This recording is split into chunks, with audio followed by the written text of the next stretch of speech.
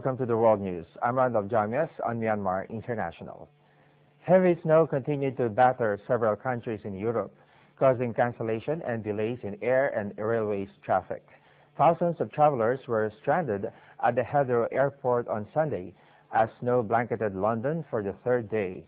More than 100 flights were cancelled, and the UK Weather Office forecasts the snow will last until Monday, when its thickness will reach 10 to 15 centimeters. Snow and ice swept across most areas of Germany. Meanwhile, heavy snow hit most parts of Belgium from early Sunday, disrupting local traffic. In France, the heavy snow also caused flight delays and disrupted road traffic. Most parks in Paris were closed due to safety concerns.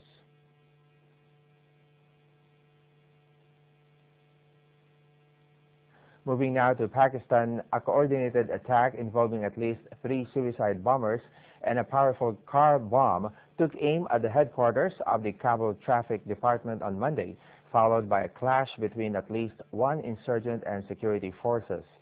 The Taliban claimed responsibility for Monday's attack. Police said it was not immediately clear if there were casualties in the attack, which involved a second bombing, a tactic favored by Islamic insurgents elsewhere but relatively rare in Afghanistan. Next up, Boeing 787 Dreamliners were grounded by aviation authorities around the world on Thursday on safety concerns.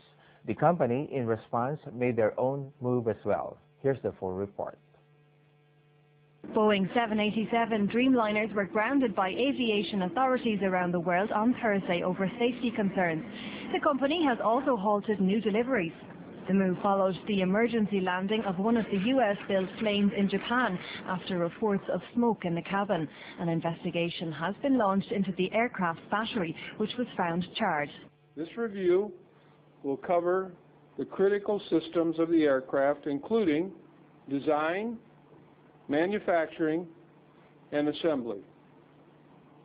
Through it, we will look for the root causes of recent events and do everything we can to ensure these events don't happen again.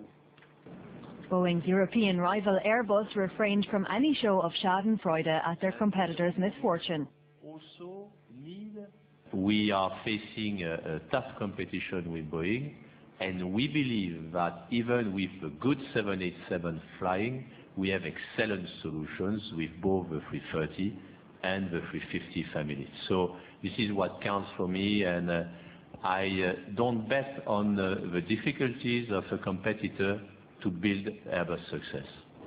Airbus also uses the same kind of batteries as the Dreamliner in some of its planes. If they're found to be the source of the Boeing aircraft's problems, they could become a headache for Airbus as well.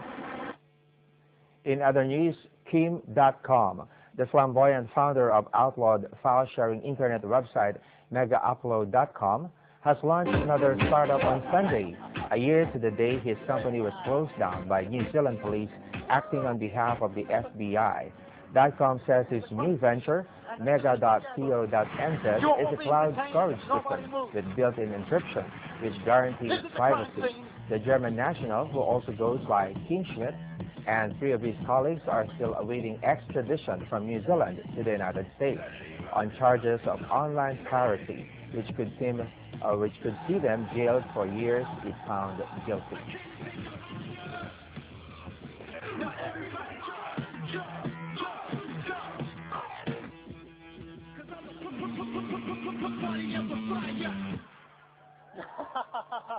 For example, if it wasn't for a giant comet hitting Earth, we would still be surrounded by angry dinosaurs. Hungry too. If it wasn't for that iceberg, we wouldn't have a great Titanic movie, which makes me cry every time I see it. And if it wasn't for the raid, we wouldn't have Mega. Your right to privacy is a basic human right. It's in the United Nations Charter of Human Rights. So, I think it will be difficult to outlaw encryption. .com said more than 500,000 users had registered on Mega in the first hours after it went live. Turning to sports now, veteran cyclist Andre Greipel showed off all his sprinting prowess on the streets of Adelaide on Sunday as he powered away to win the People's Choice Classic Criterium, the warm-up race ahead of this week's Tour Down Under. The German proved too good at the end of the 51-kilometer ride, capitalizing on an impressive and fast lead-out from his Lotto Belisol teammate Greg Henderson of New Zealand, who finished third behind Orica Greenedge's Matt Goss of Australia.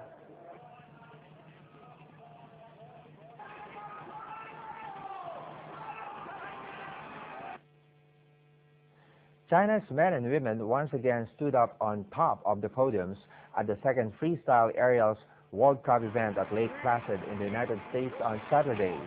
In the men's competition, Jia Zongyang backed up his victory on Friday with the second title in 2 days, while Dmitry Dashinsky of Belarus was second and Russia's Peter Medulich third.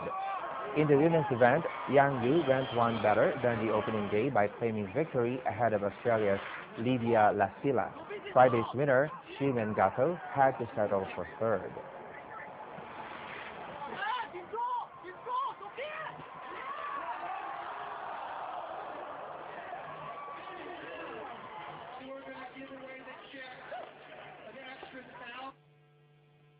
And at the Australian Open, defending champion Novak Djokovic of Serbia survived an early onslaught and a late fight back from Stanislas Wawrinka in a pulsating fourth-round clash that advanced to the quarterfinals in Melbourne early on Monday. The Serb took the next 4 games to win the set 7-5 and level match before breaking serve again in the first game of the third. The match, which had lasted 5 hours and 2 minutes, finished at 2:40 p.m. GMT.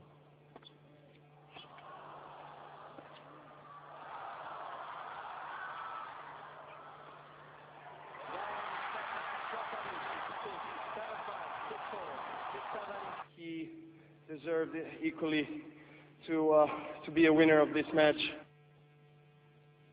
We have more news coming after a short break. Please stay with us.